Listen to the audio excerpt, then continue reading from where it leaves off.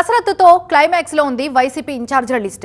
ఏ క్షణమైనా మూడో జాబితా ప్రకటించనుంది వైసీపీ అధిష్టానం.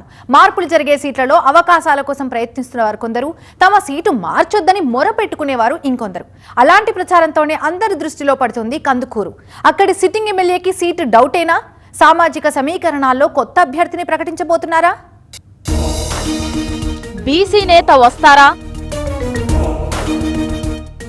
ఆ సీటు మారుస్తారా?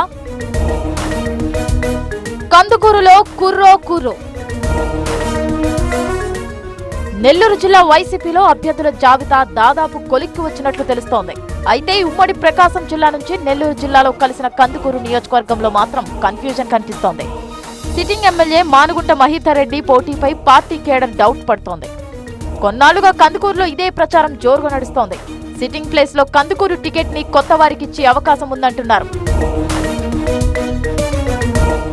సామాజిక సమీకరణాలతో సీట్లు మార్చేస్తున్న వైసీపీ నాయకత్వం కందుకూరులో బీసీ అభ్యర్థిని పోటీలోకి దించాలనే ఆలోచన చేస్తున్నట్లు గట్టి ప్రచారం జరుగుతోంది.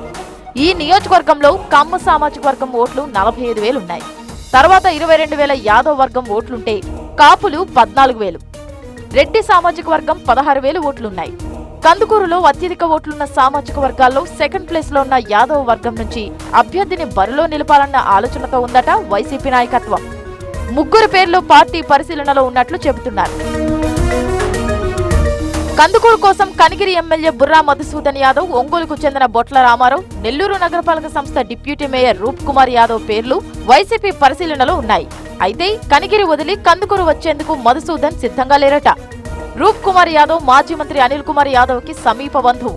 నెల్లూరు సిటీ వైసీపీలో అనిల్, రూప్ కుమార్ మధ్య ఎప్పటినుంచో విభేదాలున్నాయి. అందుకే రూప్ కుమార్ ని కందుకూరు పంపితే నెల్లూరు సిటీ పార్టీలో విభేదాలు తీరుతాయన్న చర్చ కూడా ఉంది. బీసీ నేతల పేర్ల పరిశీలనతో sitting MLA Mahidhar Reddy tension లో ఉన్నా ఎక్కడా బయటపడటం లేదు. మొత్తానికి కందుకూరు వైసీపీకి కొత్త ఇన్ఛార్జ్ రావచ్చన్న ప్రచారంతో హాట్ గా ఉంది అక్కడి రాజకీయం.